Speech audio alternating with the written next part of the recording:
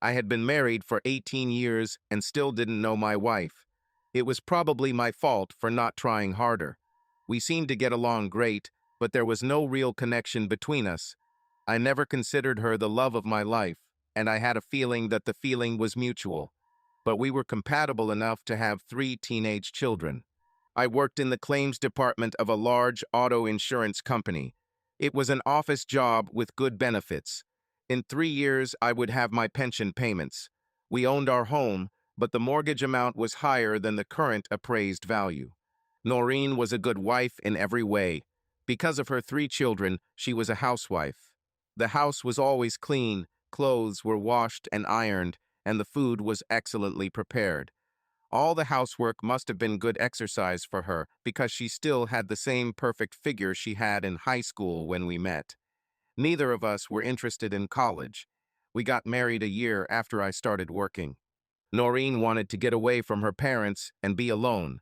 I wanted regular sex. Because we were comfortable with each other, we seemed like a good couple. Unfortunately, there was no crazy, passionate, fairy tale romance between us. The sex was always good. Until now, I have never felt that there were any problems between us, especially in this area. I guess I was wrong. It started at one of those terrible company parties. I didn't dance, but Noreen did. I had no problem giving her complete freedom of action, just so that she wouldn't bother me. I spent the evening sitting with several other spouses who were not dancing. Unmarried guys entertained their wives and unmarried girls on the dance floor almost all night. The only problem seemed to be that she danced with Dirk Franklin more than I thought was necessary. He was a good dancer, but also a talkative womanizer. Several times during the evening, I lost sight of Noreen for a few moments, but she always reappeared. It wasn't the most fun night for me, but it was a sacrifice I made so my wife could cheer up a little. The most enjoyable sex will be when we return home. A little booze had a big impact on her behavior in bed. It made the time spent at the party more bearable. That evening was especially pleasant. On Monday morning at work, all this disappeared. For the first few hours, everything was fine, but then I started noticing that some guys were glancing in my direction and some were giggling. I took a closer look and found Dirk chatting casually about his recent conquest. Twice he looked in my direction and smiled, or should I say, smirked at me. Dirk and I are not very close. I don't like this guy, and I didn't appreciate what he did. Just before lunch, I managed to corner one of my most trusted colleagues in the copy room. "Barry, what the hell is going on with Dirk? If that son of a bitch smiles at me again, I'll punch him. I'm not sure if it's true or not, John, but he's bragging to everyone that he fucked Noreen on Saturday night." This is bullshit. Noreen would never let him near her. I thought so, but he has panties that he claims belong to her. He shows them to all the guys and even lets them smell them. How could he get her panties? It does not make sense. John, he claims she gave them to him after he had sex with her in one of the hotel conference rooms. You saw them? Yes. They were silk, gray or silver color. Thank you, Barry. Don't tell anyone anything. I owe you. If Barry had said the panties were red or black, I would have laughed it off. But I was there when Noreen got dressed for the party. She put on her favorite silver silk lingerie set. I bought her a bra and panties for Valentine's Day this year. About 20 minutes later, I noticed Dirk heading to the men's room. This morning, he drank a lot of coffee. I walked right behind him. I'm not a fan of talking on the playground. There was no way I was going to face Dirk and ask him or order him to stop spreading lies about my wife. For one reason, I was no longer sure it was a lie. If I did meet him face to face, it would probably make him wary. I didn't want this. The easiest way to solve the problem would be to hit his head on the tiled wall in front of the urinal. Since I was a gentleman, I waited for him to finish, and then punched him right in the nose as soon as he turned around. Dirk was a big guy, but he offered no resistance and made no attempt to defend himself or fight back. I found silk panties in his pocket and gave him 2 strong kicks in the crotch area. When I came out of the toilet, I noticed that he was vomiting. I left early for lunch, and when I returned, I learned that my employment with the company had been terminated. Dirk was taken to the hospital. It took them less than 20 minutes to complete the design, and I was in the past. Today was a shopping day. I was sitting at the kitchen table when Noreen pulled into the garage. I looked up as she walked into the kitchen with several bags of groceries. "Hello, dear. What are you doing at home in the middle of the day? Are you sick?" I didn't answer when she put the plastic bags on the countertop. "Would you like to help me bring the rest?" I didn't answer, and she went back to the garage. She returned with 6 more bags, but without saying anything, she placed them on the edge of the table. "Is something wrong, John? I can say that. Why are you at home?" Saying this, she began to sort out the bags. I was fired. It does not make sense. Why would they fire you? I sat and tried to figure out how to start a conversation. I'm not very sure about this. In the end, I just threw her panties across the table. Oh God, no. Seeing them, Noreen sat up and grabbed her head with both hands. And no, no, no, this can't be. I saw my wife start crying. It wasn't a moan or a lament, but something in between. "Can you explain this to me?" After my question, the crying seemed to intensify. She lowered her head onto the table, and all I could hear was her quietly muttering over and over again, "No, no, no." I waited patiently for almost a minute. My wife tried to wipe the tears from her face and then looked at me. "I'm sorry, John. Really sorry. It was a mistake. I drank too much and made a mistake." "Bullshit. You weren't that drunk. You knew exactly what you were doing, didn't you?" "No, John. You have to believe me. It was a mistake, a terrible mistake. There's nothing between me and Dirk. Honestly, I'm very, very sorry. If it was a mistake, why didn't you tell me about it when it happened?" "I didn't want you to find out. I didn't mean to hurt you." "If you didn't want me to find out, why did you have to do this to the biggest talker in the whole company?" "He promised not to tell anyone anything." "God, are you so stupid? This morning, he let every guy in the building sniff your panties. Why were you so stupid as to let him take them?" "I didn't let him take them. I gave them to him so he could throw them away. I used them to dry myself and couldn't put them back on." "What were you wiping, Noreen? Why did you use $30 panties to fix yourself up?" "John, I'm sorry. This shouldn't have happened." "Do you mean that I should never have found out about this, or that you should not have done this?" "Both. Damn it. I screwed up, John. What do you want me to say?" "What were you wiping, Noreen? You never answered me." "He didn't have a condom. I had to dry myself after sex, and panties were the only thing that was at hand." "This is just great. How should I react to this? Are you really expecting me to say I forgive you?" "No." "What about the reason? Can you give me a reason why you did it, and not talk nonsense about how you were drunk?" "I don't buy that for a minute." "No, I wasn't that drunk. Dirk and I had a good time all evening. He is a good dancer and a very funny person. He knows what to say to a girl, something that makes you feel good.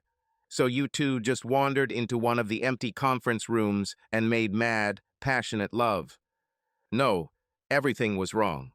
"How was it?" "Don't make me do this, John. Don't make me talk about it." "Answer. It happened quickly. I didn't understand anything from this. He poked me, and it was over, just like that. It took me longer to get myself in order. That's why you have me, isn't it?" "What do you mean?" "You understand perfectly well what I mean. What was the first thing you did when we got home? Tell me, Noreen. What did you tell me to do when we were in the bedroom?" "No, John. It had nothing to do with what Dirk and I did. Honestly." "Bullshit. That must have really turned you on. It wasn't enough that you slept with him, but when you came home, you demanded sex. You didn't take a shower. You didn't even wash your face. I feel sick just thinking about it. I caressed you there after him. Do you really think I can forgive you for this?" "That wasn't the point, John. I was damn horny. Dirk didn't give me any pleasure. You always do this. All I could think about was getting home and getting you into bed. I wanted you, John. I needed you." "Sorry, but I don't see it that way." "John, you're making a mountain out of a mountain. It didn't mean anything. This means nothing. We can survive this." Noreen, do you really think it was nothing? I lost my job. I lost my pension. I lost my wife and children. I guess it meant nothing to you, but to me it meant everything.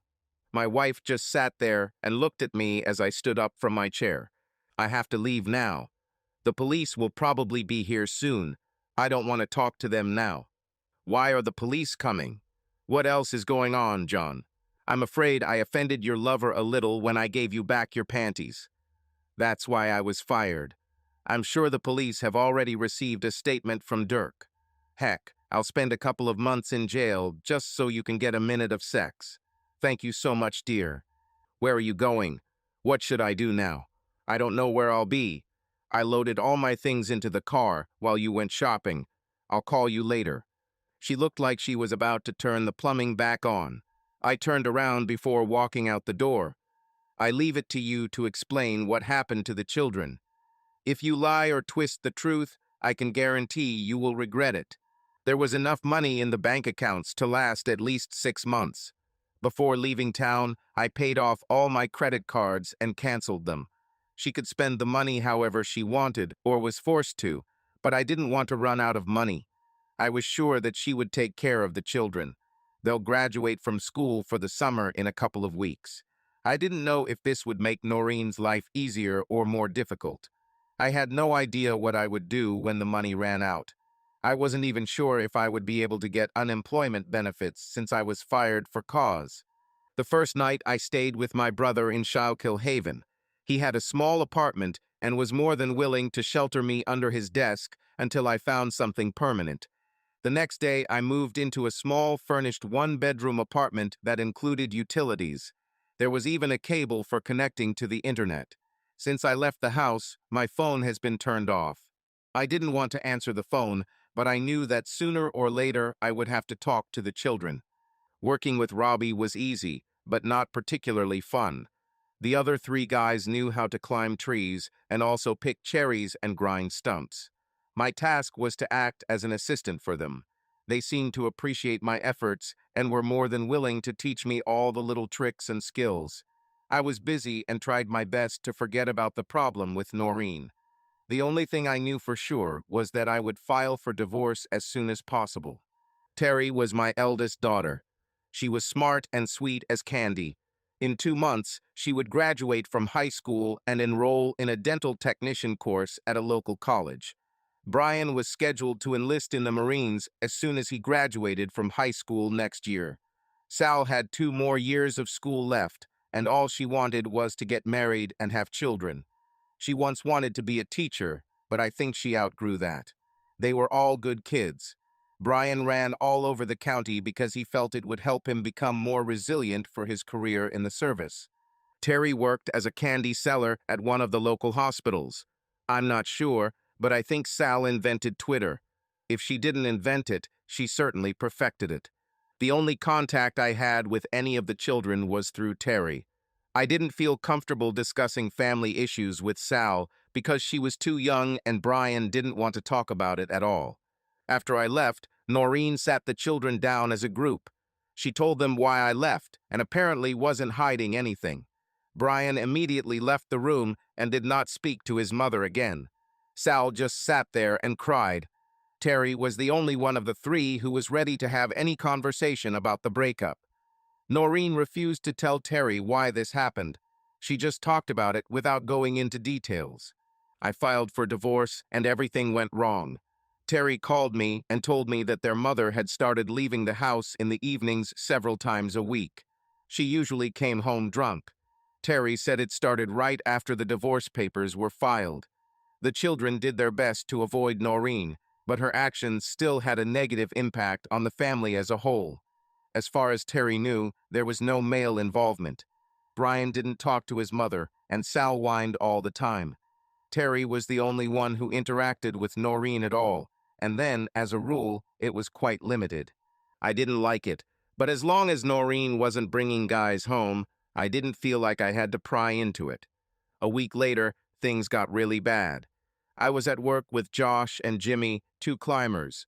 They were on top cutting off branches while I worked on the ground, feeding it into the chopper. Everything seemed to be going pretty well until I was approached by two guys who pulled up in a Dodge. It was common for people to talk to us while working. Usually, they were interested in what we do and what the prices are. I always kept a supply of Robbie's business cards in my shirt pocket for such occasions. As I handed a business card to one of the visitors, the second of them struck me hard in the temple. It was unexpected and led to the results he was looking for. I was on all fours, trying to recover, when they began to trample me with their boots. There was no time to think, plan, or take any protective action.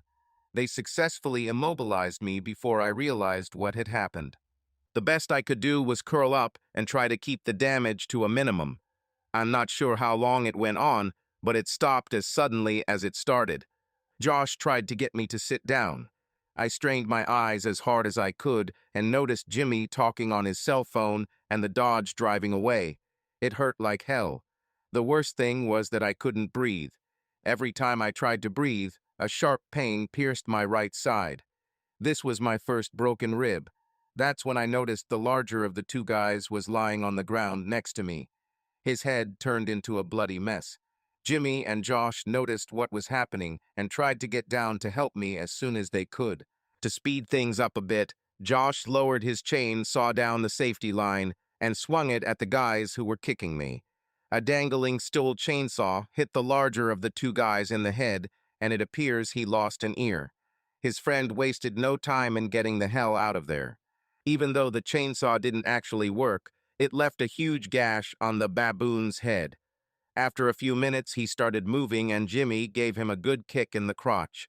Apart from one hard blow to the head, all other damage was done to my body. I just sat there motionless until the ambulance crew arrived. I refused to ride in the same ambulance as the guy who attacked me, so the local police ended up transporting him in the back of a patrol car. When I got there, Robbie was in the hospital. The thug had a deep wound on the side of his head. His ear was not torn off, but it was severely mutilated. I didn't feel too bad, but the doctor and Robbie insisted that I stay the night. The cops caught the second thug in the Dodge before he had even driven 10 kilometers. After eating a mediocre dinner, I settled down for the night, but not for long. It was almost 1 in the morning when my cell phone rang. Who the hell could be calling me at this hour? In fact, who would even call me? Dad. This is Terry. We have a problem and we need your help. I don't think I can help you right now, but what the hell is so important that you call in the middle of the night? Mom's in jail and someone needs to post bail for her. Why is she in prison? She crashed the car and was arrested for drunk driving. Is she all right? Was she unharmed? Not really, but the car is in pretty bad condition. It destroyed about 6 parked cars before crashing into a fire hydrant. Was she alone? Yes. I don't know anything else. She will not be released until some form of bond or bond is posted. I didn't know what else to do, so I called you. Terry, we have a small problem. I'm not at home right now. I'm at Pottsville Memorial Hospital. Today I was injured at work and the doctor wanted to keep me overnight. I'm fine, but I can't leave. Maybe you should call your Aunt Sarah. She'll probably be more than happy to help your mother. What's happened? Why are you in the hospital? I have 2 broken ribs. They wrapped me up like a mummy, and I don't know if I can even drive a car. I'll be fine, so don't worry about me. I just need to rest for a few days. I didn't see the need to tell her how the accident happened. She had enough of her own problems right now. Can I do anything for you? Let's see if you can find out a little more about what happened to your mother. I'm just a little curious. Fine. I'll call you tomorrow afternoon and see how things are going. Robbie drove me to my apartment and put a few microwavable meals in the freezer. I asked him to buy me a couple of packs of beer, but all I got was some Coca-Cola. I could move fast enough to go to the toilet and feed myself. Unfortunately, I was forced to watch the Adam Sandler Film Festival all day. Just before dark, Terry called. Noreen was drinking with some people who worked at my former company. I thought it was interesting since I don't work there anymore. I had no idea she had any friends who worked there other than Dirk. They were just starting to have fun when the police showed up and arrested Dirk. Noreen became very upset and began drinking more than usual. Before closing, she refused to call a taxi or let anyone take her home. Terry was never able to figure out why Dirk was arrested or why Noreen was furious when it happened. We talked for a few more minutes. Terry was glad to hear that I was home and could take care of myself. They wanted to come to me, but they didn't have a car. Sarah posted my wife's bail, but Noreen didn't come home. Terry gave me Sarah's phone number. "Sarah, this is John. What the hell is going on? Your wife is a mess, John, and it's your damn fault." "Wow. Wait a minute, Sarah. Why is it all my fault?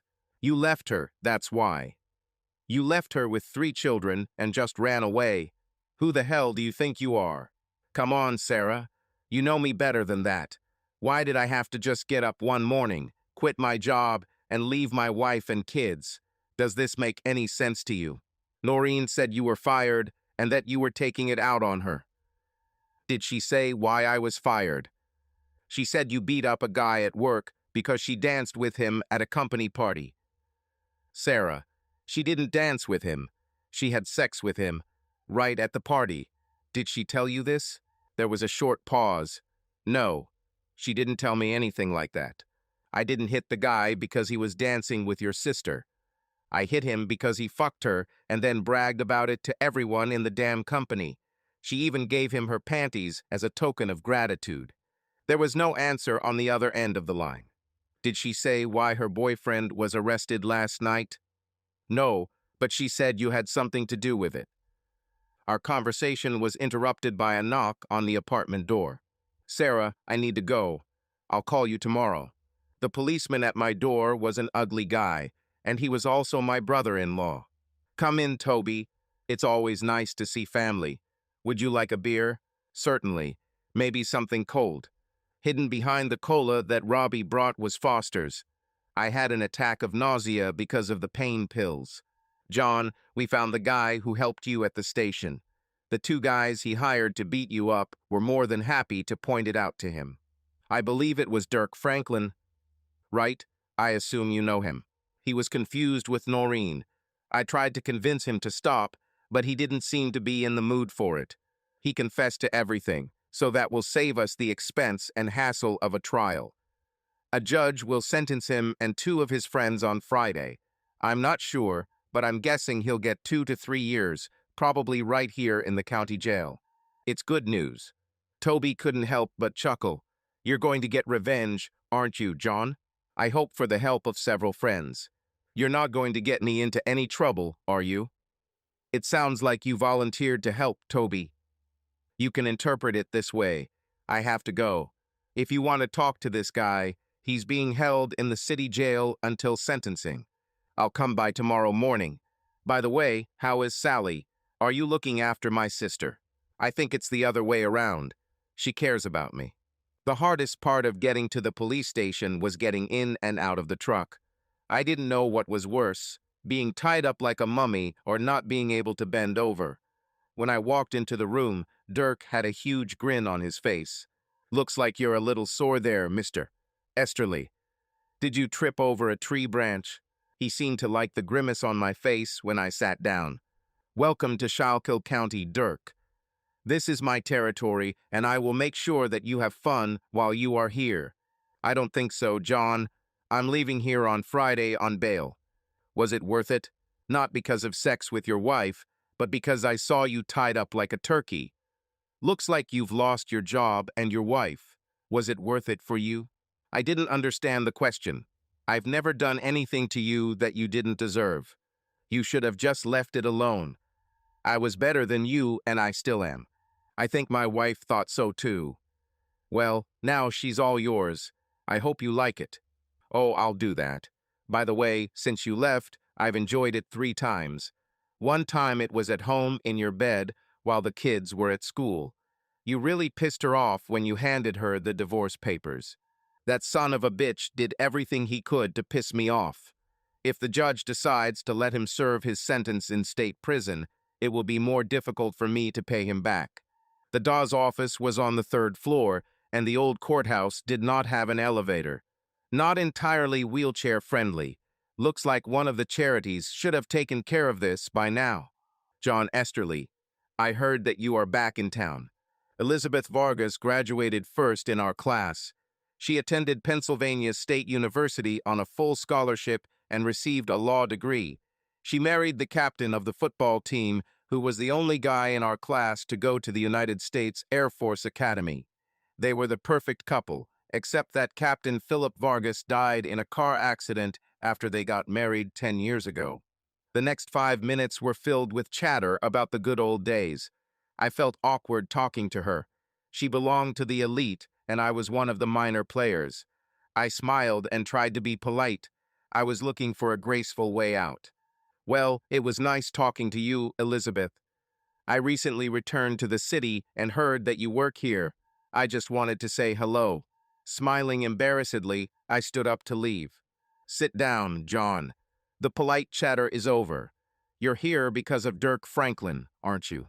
Yes, but when I saw you here, I decided that this was not a good idea. I felt like a beached whale trying to get back into the water. I was assigned this case, John, so I know a little about what's going on. Everything is clear as day.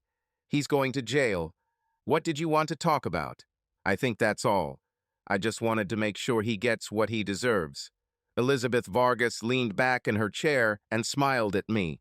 It was kind of funny because usually you imagine big, strong guys doing it. You're starting to piss me off, John.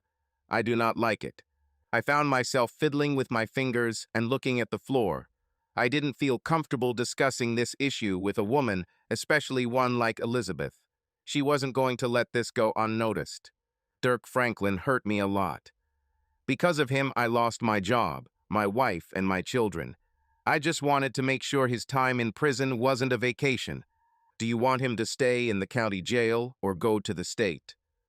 Do I have a choice? I can't keep him in county jail for more than 2 years. If I give him more, I will be forced to send him to one of the government institutions. She noticed that I was smiling. I think 2 years here would be quite enough. With some effort, I stood up again. This time she didn't stop me, but when I turned around, she said, John, would you like to meet me for lunch at Scripsy's around noon? I nodded, and when I gave her another small smile, she smiled back. This could be an interesting lunch. After I left the courthouse, I did a little shopping. I bought a nice shirt and new trousers. Previously, I only took work clothes with me. I also bought a case of beer. I decided that if I had to choose between pills and beer, beer would win. I wasn't sure if the lunch would be business or pleasure. This was the last one. Elizabeth returned home after Philip died. It turned out that she was receiving some kind of government compensation, but still needed a job. She had a 16-year-old son, Philip Jr., whom she called Second. After he was born, they decided they didn't want to name him Junior or Philip, so they settled on Second. It was difficult to get a lot of personal information from her without being overly curious, so I just let her tell me what she wanted me to know. I didn't say anything at all about my situation because I was afraid of being branded as a weakling. Currently, my self-esteem was somewhat low, so I felt an urgent need for protection. Before Elizabeth left to go back to work, she told me not to worry about the upcoming sentencing. The smile on my face quickly disappeared when I returned home. My 3 children were sitting on the porch with suitcases and travel bags. What the hell are you guys doing here? Nobody wanted to answer me. How did you find out where I live? Brian decided to break the ice. Uncle Robbie gave us the address. I don't see the car. How did you get here? Aunt Sarah brought us, but she couldn't stay. Brian stood up when I approached the porch. Please get the box of beer out of the car. It's hard for me to lift it. Terry helped me into the house. It wasn't really necessary, but I could understand why it looked like I needed help. Brian took the beer to the kitchen and Sal made everyone cold ice cream. I didn't know how long they were there before I returned. And why did Aunt Sarah bring you all here? She said it was the best thing that could be done under the circumstances. Brian continued to speak. He answered my questions, but I never learned anything. I took a long sip of my soda and wished I had bought a cold beer instead of a warm one. Under what circumstances? Brian didn't want to answer. The three of them sat and looked at each other. Finally, Terry spoke. A couple of days ago, Sal came home from school early and saw Mom having sex with some guy in your bedroom. Great, just awesome. Did she know who this guy was? Sal was sitting right there. I could have asked her directly, but somehow that didn't seem right. She didn't know his name, but she said it was the guy you worked with. I looked at my youngest daughter. What did you do, honey? I watched this for a couple of minutes. I've seen people have sex on the internet before, but it's a whole different story when your mother is dating a stranger. It was disgusting. I left and returned to school. Did your mother know you were there? I don't think so. Most of the time she lay with her eyes closed. In anger, I threw the empty soda can across the room. She bounced around like a child's toy. Children, have you already had lunch? No. Terry, how about ordering us a couple of pizzas? While the kids were sorting out their things, I called my lawyer and asked him to redo the divorce papers so I could get full custody. It was a risky step, but I decided to take it. After that, I called Sarah. She no longer spoke to her sister or supported her in any way. When the children turned to her for help, she insisted that they stay with me and even volunteered to take them. It was nice to have an ally of sorts. Sarah has already told Noreen where the children are and why. Pizza turned out to be an early dinner. We talked a little about other things, and then everyone left me alone and went to bed. In the back of the refrigerator, I found another cold Foster. The fresh ones were great, but they were still better cold. I took a painkiller pill along with the beer, hoping it would knock me out. It worked. Friday arrived and the verdicts were announced. Dirk was given only a year, but he will have to serve it in the county jail. He is likely to be released in 6 months. Normally, this would be a good thing, but not in Dirk's case.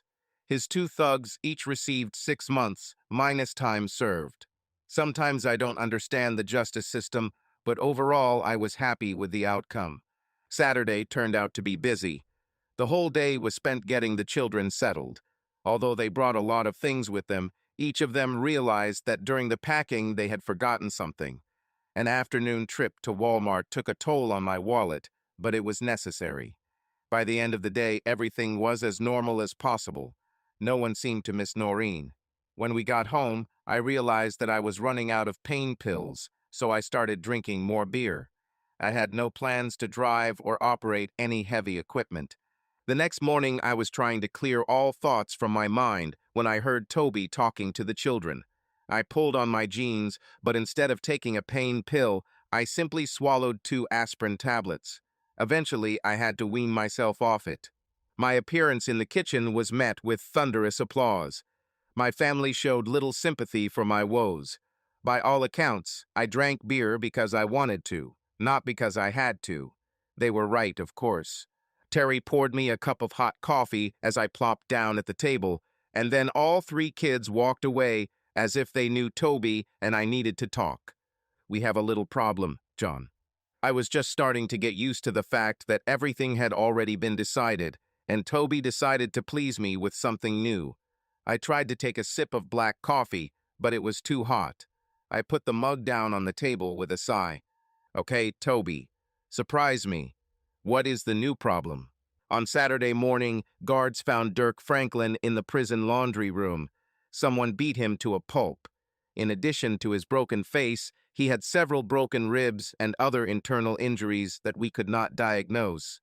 This doesn't happen often here. Wow, it didn't take him long to anger his new friends.